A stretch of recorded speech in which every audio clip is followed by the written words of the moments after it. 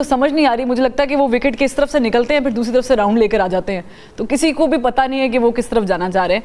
लेकिन ये जो मुज़ाकरात की बात कर रहे हैं और ख्वाजा आसिफ साहब का बयान जो एक दो रोज़ पहले से चल रहा है, फिर राना सनाउल्लाह साहब का बयान, एक ऐसी जमात पाकिस्तान तहरीक इंसाफ के जिसके ऊपर एक टैग लग चुका है 9 मई का, बावजूद इसके कि उनके बहुत सारे लोगों ने प्रेस कॉन्फ्रेंस करके अपने आप को क्लियर कर लिया, सियासत छोड़ दी वगैरह वगैरह, बहुत कुछ हो रहा है, लेकिन अभी तक उनके साथ बातचीत करने के लिए कहीं से संजीदगी नजर नहीं आ रही है.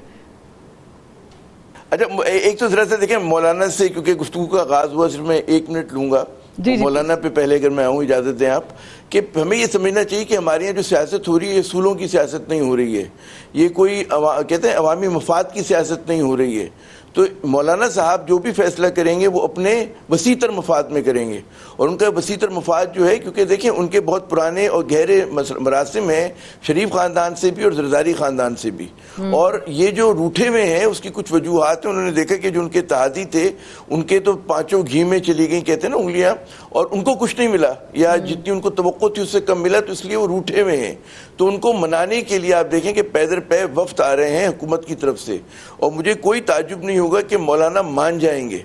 और मौलाना क्योंकि हमेशा कहा जाता है जी बहुत ही होशियार और ज़ीरक सियासतदान है, तो उन्हें पता है कि जी वो कहते हैं ना which side of the bread जो है वो बटर हुई हुई है. तो ये जो है मेरे ख्याल में जो अभी अत्तर काज़मी साहब फरमा रहे थे, मैं उससे बिल्कुल इत्फाक करूँगा कि मौलाना डोल जाएंगे बसी उसके अंदर ना. और अगर आप ये समझते हैं कोई इhtजाजी तहरीक करेंगे, कोई वो जमहूरियत की लड़ाई लड़ेंगे और वो कहेंगे कि जी निज़ाम के अंदर हमें तब्दीली लेकर आनी है और यहाँ पर जो है पार्लियामेंट को मजबूत होना है, तो मेरे ख्याल में वो उनका एजेंडा नहीं है. वो इस पर बात ज़रूर करते हैं, लेकिन फिर जब मौका आता है तो वो हमेशा उन्होंने फैसला कुन किरदार किसी और तरह से अदा किया है. अब आगे वाकई कि जहाँ पे हमारी सियासत में टेढ़ापन क्या है, हमारी सियासत में टेढ़ापन ये है कि एक जो बड़ी जमात है उसको हमारे बहुत सारी क़ुव्वतें जो हैं एक्सेप्ट करने के लिए तैयार नहीं हैं, और उसके वाले से जो है आपको मिले जुले जो हैं वो मिलते हैं, सिग्नल्स मिलते हैं. पीटीआई की मैं बात कर रहा हूँ, पीटीआई खुद भी जो है उसका जो अपना एक स्टांस होता है वो उसने वादे किया हुआ है कि वो सियासी जमातें यानी कि पीपल्स पार्टी, नून लीग और एमक्यूएम से बात नहीं करेंगे. और जब उन्होंने ये स्टैंड ले लिया तो फिर जाहिर है कि नून लीग के पास भी बहुत ही कम मैन्यूवर करने की जगह रहती है कि वो उनसे बात करे. जिन मुख्तदरा हल्कों से बात करना चाहती है पीटीआई, वो गालिबन इस वक्त उनसे बात करने के लिए तैयार नहीं है. इसलिए पाकिस्तान की सियासत एक बंद गली में आई हुई है, और उस बंद गली से निकलने का कोई मतलब है, कोई रास्ता सुझाई नहीं दे रहा, और उसका टोल हमारी मईशत पे भी पड़ रहा है, हमारी इंतजामिया पे भी पड़ रहा है, हमारी हर पॉलिसी पे पड़ रहा है, हच्चा कि मैं कहूँगा खारजा पॉलिसी पे भी पड़ रहा है. क्योंकि चीज़ें जो हैं बहुत गैर यकीनी सूरत हाल है, और जो हमारे दोस्त ममालिक हैं वो भी इस वक्त अचंभे में कि जी क्या करेंगे, मतलब है कहाँ जाएंगी चीज़ें. तो ये एक डेडलॉक आया हुआ है हमारी सियासत में, और डेडलॉक जो है वो इस्टेब्लिशमेंट और पीटीआई के दरमियान है. ये जो कुव्वतें जिनको आप कहते हैं कि सो कॉल्ड हमारी एक बात वो समझते हैं कि बहुत जमहूरी कुव्वतें और ये अवाम के मफाद में लड़ाई लड़ती हैं, ये लोग जो हैं इनका मफाद इसी में है कि पीटीआई और इस्टेब्लिशमेंट में ठनी रहे. क्योंकि अगर वहाँ पर किसी किस्म का समझौता होता है तो फिर जाहिर है कि ये लोग इरेलीवेंट होंगे, इनको मुश्किल का सामना करना पड़ेगा. इनके जो खुसूसन पंजाब के जो इंतखाबात थे, सिंध में तो पीपल्स पार्टी की रूट्स हैं और उन्होंने मतलब है कि जीती हैं सीट्स, कम से कम रूरल सिंध की हद तक 2-4 आप निकाल दें कराची की. लेकिन उसके अलावा जो है मतलब है नून लीग तो बहुत मुश्किल में आएगी, और नून लीग को पता है कि उनके जो सरबराह हैं वो एक इलेक्शन हारे, दूसरा मुतनाज़ा है, पातन की रिपोर्ट चशम कुशा है, यही प्रॉब्लम है कि अगर मिल बैठ के आपस में बात नहीं करेंगे तो फिर सिचुएशन तो वो जब से पाकिस्तान आज़ाद हुआ है तब से हम नाजुक मोड़ हमारा ख़त्म ही नहीं हो रहा, तो अभी मज़ीद नाजुक हो जाएगा. ये ऐसा महसूस हो रहा है, बल्कि महसूस से ज़्यादा ही कुछ हो रहा है कि एक तरफ लगता ये है कि जो गवर्नमेंट है और उन्होंने जो अम्ब्रेला उठाया हुआ है वो इस्टेब्लिशमेंट का है, और दूसरी तरफ जो पाकिस्तान तहरीक इंसाफ है जो वो अम्ब्रेला उठा के फिर रहे हैं वो जुडिशरी का है.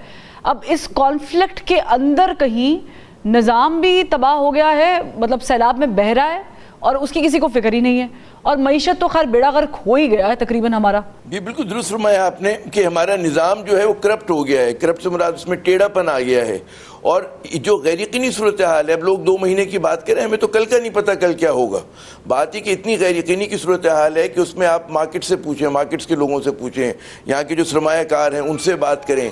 जिस तरह से पाकिस्तान से कंपनियां हिजरत कर रही हैं, پاکستانی کمپنیاں بھی اور ملٹی نیشنل بھی یہ اپنے بزنس کو محدود کریں، وہ آپ کو انڈیکیٹ کر رہے ہیں کہ جی حکمراں اشرافیہ سے معاملات جو ہیں سنبھل نہیں پا رہے. دیکھیں ریاست کی بقا یہ ہوتی ہے کہ جب بھی تضادات اٹھیں ان تضادات کو حل کیا جائے، کانفلکٹ ریزولوشن کی طرف لے کے جایا جائے. ہمارے یہاں کانفلکٹ ریزولوشن نہیں ہو رہا. دوسری بات ہمیں یہ سمجھنی چاہیے کہ حکومت جو ہے پی ڈی ایم کی حکومت جب سے برسر اقتدار رہی پارٹ 1 میں اور پارٹ 2 میں، اس میں جو بھی قانون سازی ہو رہی ہے وہ ذاتی مفاد کے لیے، خاندانی مفاد کے لیے یا محدود سیاسی مفادات کے لیے ہو رہی ہے. وہ عوام کی فلاح و بہبود کے لیے نہیں ہو رہی اور ریاستی اداروں کو مضبوط کرنے کے لیے نہیں ہو رہی. وہ دیکھتے ہیں کہ جہاں پر آئین و قانون پہ عمل کر کے اگر ان کو لگتا ہے کہ ہمیں نقصان ہو رہا ہے تو ان کا پھر ایک ہوتا ہے کہ وہ اس گول پوسٹ کو تبدیل کر دیتے ہیں. وہ کہتے ہیں جی آئین تبدیل کر دو، کسی طرح اس جج کو ہٹا دو، فلاں کام کر دو. بات صرف دیکھیں آپ پی ٹی آئی کی دشمنی بالکل کریں، ہمیں کوئی اس پہ اعتراض نہیں، لیکن آپ جو سسٹم پورا کرپٹ کریں یہ بہت خطرناک ہے. کل کو آج پی ٹی آئی اس کا نشان ہے، کل کو آپ بن سکتے ہیں. یہ ہم نے دیکھا ہے، یہ ہم نے دیکھا ہے دنیا میں کہیں پر بھی. جی اور آپ نے دیکھا، اور ہم دنیا میں اگر دیکھیں سرمایہ کاری کیوں نہیں آتی؟ سرمایہ کاری آپ کی اس لیے نہیں آتی کہ وہ رول آف لا دیکھتے ہیں. وہ دیکھتے ہیں کہ آپ کی عدالتیں جو ہیں مطلب ہے آپ وہ فیصلہ کرتی ہیں اس پہ عمل درآمد نہیں ہوتا. وہ کہتی ہیں کہ جی یہ آئین کہتا ہے، اس کی ہم تشریح یہ کر رہے ہیں، لیکن اس کے سامنے جو گورنمنٹ ہے وہ ایک دیوار بن کے کھڑی ہو جاتی ہے. تو پورے نظام کو اس وقت جو ہے، اور جتنی غیر یقینی صورتحال اور پڑھا لکھا جو پاکستان ہے وہ آپ مجھ سے بہتر جانتی، وہ ناراض ہے، وہ پریشان ہے، وہ ناراض ہے. ان کا تو وہ ہم کہتے ہیں کہ حکومت نے کچھ چھوڑا ہی نہیں ہے.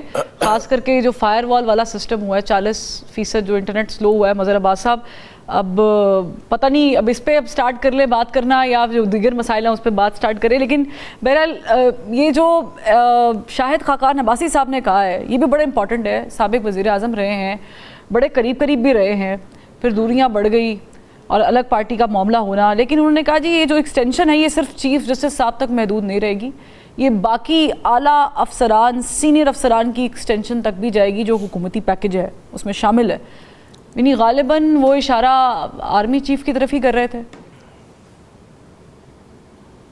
دیکھیے یہ جو جتنے بھی ہمارے لیڈرز ہیں، ہمارے یہاں کیونکہ کسی کے ساتھ کوئی نہ کوئی ڈیزگنیشن اٹیچڈ ہو جاتی ہے تو ہم ظاہر ہے اسی نقطۂ نظر سے گفتگو کرتے ہیں.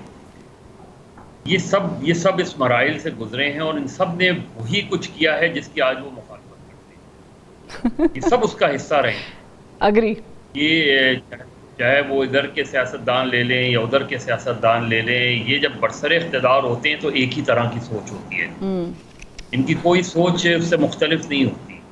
یہ جو قانون سازی کرتے ہیں، یہ جو آج جیسے آپ میڈیا کے حوالے سے گفتگو کر رہی ہیں، آج جو کام موجودہ حکومت کر رہی ہے، ماضی میں پی ٹی آئی نے بھی وہی کام کیا، اس سے پہلے نون لیگ نے بھی وہی کام کیا. یہ جو ہمارے یہاں ایک تسلسل ہے کہ حکومت میں جو لوگ ہوتے ہیں وہ بالکل ایک ہی طرح سے سوچتے ہیں. جب وہ اپوزیشن میں ہوتے ہیں تو ان کی سوچ ہمیں ذرا مختلف نظر آتی ہے.